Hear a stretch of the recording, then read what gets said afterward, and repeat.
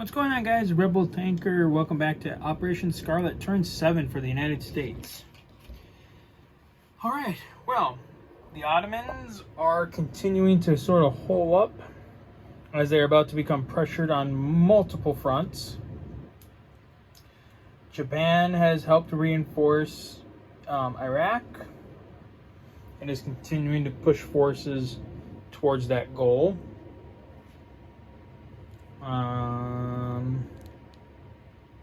Italy just continues to reinforce northern Italy, and that's pretty much it. Alright, so the U.S. had 27 to spend. They spent 25. They're buying 3 infantry, 2 artillery, and 2 fighters. No combat this turn, just a lot of non-combats. So how this is going to go, gonna get a little, not quite confusing, but just confusing enough. Alright, so this transport's coming back to 92.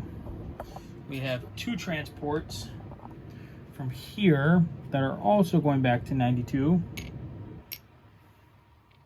We have another transport from here going 1, picking up the guys in Libya, and then coming back to 98 to drop these 2 off with the army.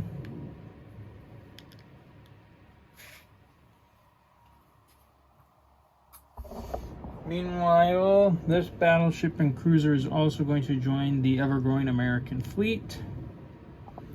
This cruiser is going to go 1, 2, 3, 4. And then basically these transports are going to do a flip-flop.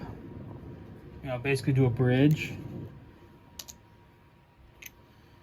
And all of these guys are coming to Gibraltar as well.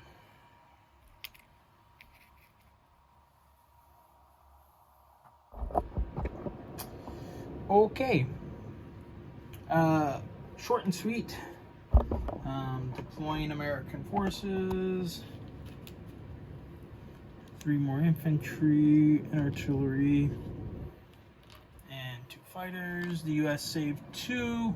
They will collect 27, so they will have 29. 5, 6, or 7. 28, 29. Oh, and then I also forgot on the British turn, because Britain took Germany, they got all the German IPC, so Britain actually has 55 IPC. However, as I was saying before, just kind of looking at the state of the board, I believe I am going to call this a victory for the Allies. There's just no way Germany's coming back. I mean, Austria and the Ottomans would be able to hold on only for a little bit longer before the pressure got to them. I'll also include my final notes. I did do some, from my first game, I did do some changes to the starting units in some of the countries, and I realized that was a mistake. I think I denuded the Austrians and the Turks a little too much, which allowed the Russians to stay in play far after they were supposed to. So that is definitely the one change. I did like the naval setup. I did really like that. I don't think I made any mistakes on the naval front, really, outside of over here, because the Germans were able to run wild throughout the Pacific. So, I mean, that was fun.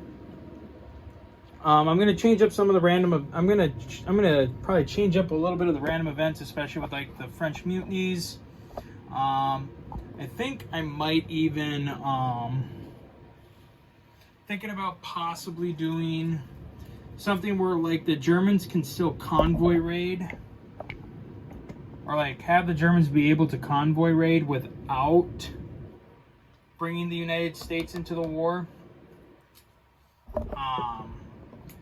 Because at least in original 1914, the Germans can't really do convoy raiding without basically bringing the United States into the war. But I don't know, I'll have to think that one over. But this game again will probably be the next one that the next video series that I do. Again with going back, probably not to the original setup that I had initially done, but at least definitely giving Austria, Hungary, and Turkey some more troops, so that way it's still possible for Russia to fall in the first 3 turns. And maybe do something where no, I'm not going to complicate it anymore by doing like a Russian Revolution kind of thing. Just thinking. So yeah, that's pretty much it. So that's it for this playthrough of Global 1914. It was fun, but I definitely went in the wrong direction with a couple things, and we'll have to circumvent that and change that and get those changes done. So that is it for this game, and we will see you guys next time for the next one. So until then, guys, as always, take care.